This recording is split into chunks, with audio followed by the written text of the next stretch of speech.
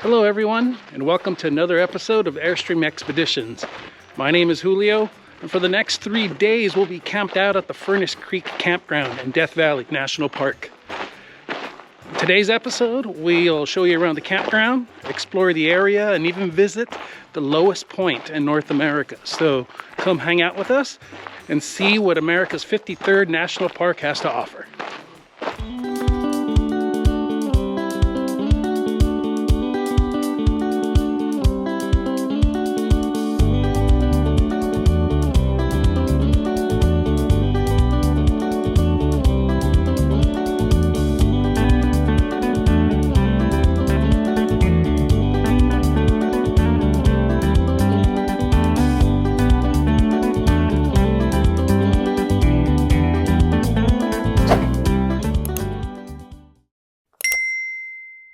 Death Valley National Park is one of the largest U.S. national parks outside of Alaska, with over 3 million acres. Nearly 1,000 miles of paved and dirt roads provide access to locations both popular and remote. Even so, 93% of the park is protected as congressionally designated wilderness. In a national park, we can build a road, a visitor center, a picnic area, or even a campground. However, in a congressionally designated wilderness, we can't build anything. It has to be nature, untouched by the hand of man. And I think that's a wonderful thing, because no matter how developed the outside world becomes, by protecting it the way the National Park Service does, it ensures that future generations will have a wilderness to experience. Summers in the park are known for their hot and dry conditions, and temperatures can soar up to 120 degrees Fahrenheit. As a matter of fact, Death Valley is the hottest place on Earth, with a record temperature of 134 degrees set back on January 10th, 1913. And don't forget, half the park is after dark.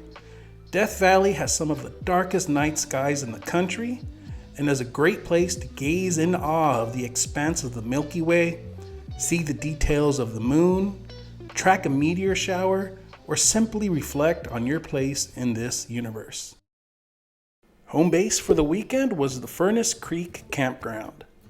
The campground is centrally located within the park and its numerous activities.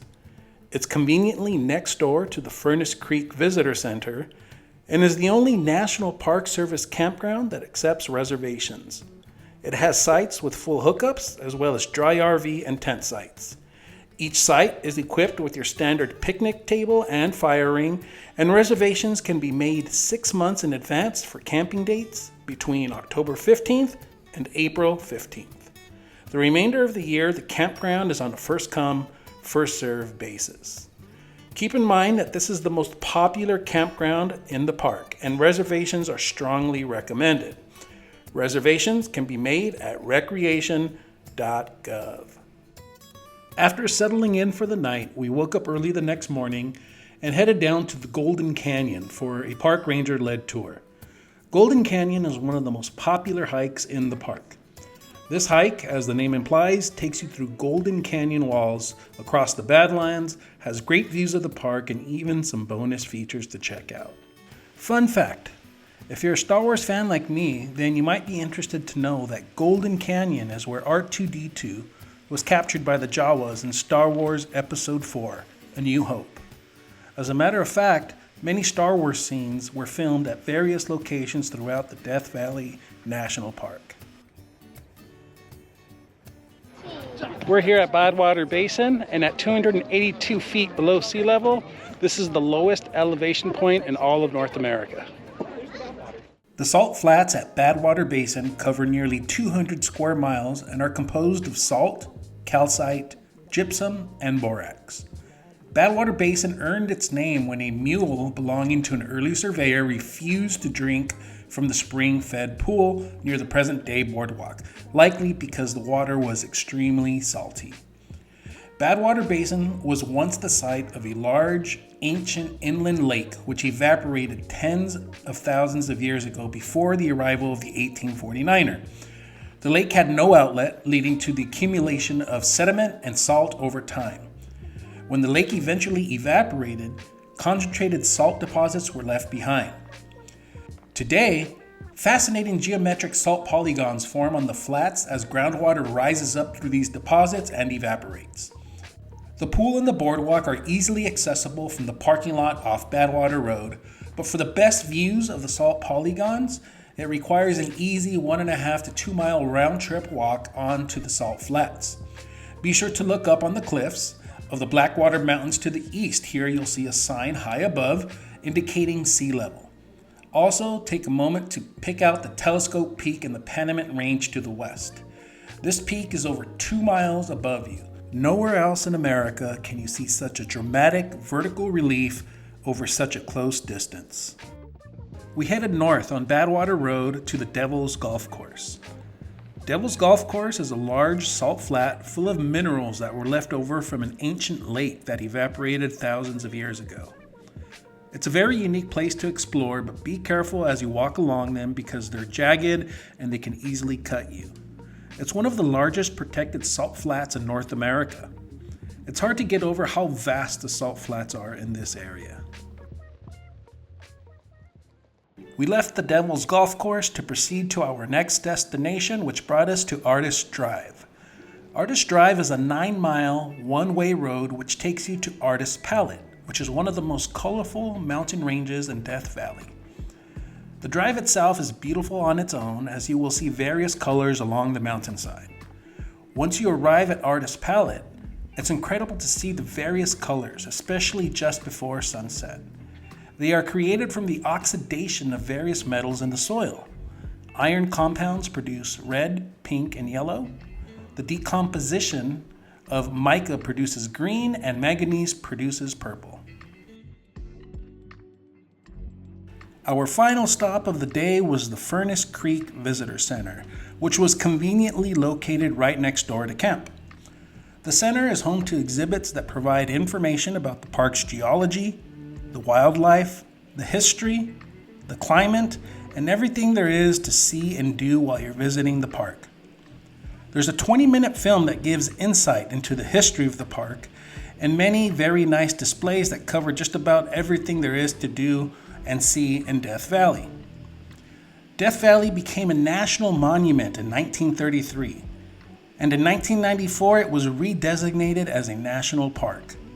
It's one of the largest parks in the United States and covers over 3.4 million acres and in 2 states, California and Nevada. It's one of the driest and hottest places in the United States with an average temperature of 116 degrees Fahrenheit.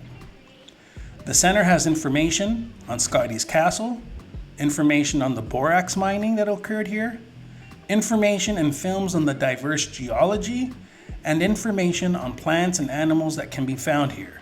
51 mammal species, 36 reptile species, and over 300 bird species. Pretty amazing considering the harsh conditions here. The center also has a small gift shop and a bookstore. The Furnace Creek Visitor Center is definitely a place to explore, and I highly recommend it before beginning your adventures here in the park. We ended off the day at Zabriskie Point to watch the sunset. The spectacular views from here are some of the most photographed in Death Valley National Park. The area is named after Christian Zabriskie, a prominent figure in the heyday of the Pacific Coast Borax Company. Zabriskie Point provides an elevated view of the Badlands below. These yellow and brown striped hills have been shaped by the powerful force of water, and even during dry times, the path carved by this water is unmistakable. If you look beyond the Badlands, you can see the salt flats covering the floor of Death Valley with the view of the Panamint Mountains towering above. Here's another fun fact. If you're a Star Wars fan, you may be interested to know that Zabriskie Point is where the Mandalorian Din Djarin flies his spacecraft to a remote planet to visit vapor farmer Ugnaught Kuel in the very first episode of Season 1. Just a reminder that if you enjoy our content and find it useful, we would truly appreciate if you can give us a thumbs up and subscribe to our channel. This helps the YouTube algorithm spread the video out to other outdoor adventurers just like us. Early the next morning, we took a 30-minute drive north to Ubehebe Crater. It was here that molten lava came into contact with groundwater, creating steam which eventually produced enough pressure to explode through the earth above and create a crater. Although Ubehebe Crater is one of about a dozen craters in the Ubehebe volcanic field, it's the largest and youngest at an estimated 2,100 years old. The crater is approximately a half a mile in diameter and about 777 feet deep. Ubehebe Crater is easily viewed from the parking area, but a moderate 1.5 mile trail takes you along the rim and allows you to view the crater from all sides. You can also hike down into the depths of the crater, but remember, the hike back up is difficult in ankle-deep debris and should not be attempted during the hot summer months. Afternoon and sunset are good times to visit this spectacular site. In this lighting, you can clearly see the colorful layers of sedimentary rock exposed by the explosion. Before heading out to our next stop at the Wild Rose Charcoal Kilns, we sat down for a bit and had some breakfast with a very nice view. We enjoyed visiting Ubehebe Crater, and it's high on our recommendation list if you ever visit Death Valley National Park. After breakfast, we got in the truck and headed to Wild Rose Canyon to check out the charcoal kilns. The Wild Rose Charcoal Kilns, built in 1877, are one of the best preserved, largest examples of historic charcoal kilns in the West. The kilns are located in the western part of Death Valley National Park in Wild Rose Canyon. Charcoal kilns were used extensively in mining districts of the West to provide fuel for mills and smelters. Remote mining districts were often too far away from supply lines to have coal shipped in, so charcoal was produced from local trees instead. Charcoal was desirable because it burned hotter and slower and was more suitable to power boilers for use in smelters. The Wild Rose Charcoal Kilns were built in 1877 to provide fuel for the Modoc mine smelter located roughly about 25 miles to the west. The kilns operated for less than 3 years. The reason for the closure is likely a combination of poor economics because the charcoal had to be transported up to 25 miles by wagon over these difficult and primitive roads, and the fact that the kiln's great appetite for wood quickly depleted the pinyon forests for miles around the site. The Wild Rose Charcoal Kilns are incredibly well preserved due to their remote location and their protected status within the national park. Incredibly, the inside of the charcoal kilns still smell of creosote over 130 years after the last time the kilns were fired up. Our final stop of the trip landed us at Harmony Borax Works. Here you'll find a short interpretive trail that tells you about the processing and mining of borax. Borax is a powdery white substance found all over Death Valley. It's widely used as a household cleaner and a booster for laundry detergent. This place was a central feature in the opening of Death Valley and played an important role in history. In about 15 minutes, you can walk around and see the remains of a refinery, the 20-mule team wagon, as well as history on the area itself. It's worth checking out. We really hope that you've enjoyed traveling to Death Valley National Park with us. We're getting ready to head out to our next destination, which is back to Anza Borrego Desert State Park to check out the spring wildflower bloom. If you've enjoyed today's episode, please make sure to give us a big thumbs up below. And while you're down there, you'll see the comment section. If you have any questions regarding things to do in the area or places to see, please leave a comment and I'll make sure to get back to you as soon as possible. Also, if you enjoy our content, please make sure to hit the subscribe button down below. And while you're there, ring that notification bell so that you don't miss any future episodes of Airstream Expeditions. So, until next time, I remind you all that now is the time to get out and explore.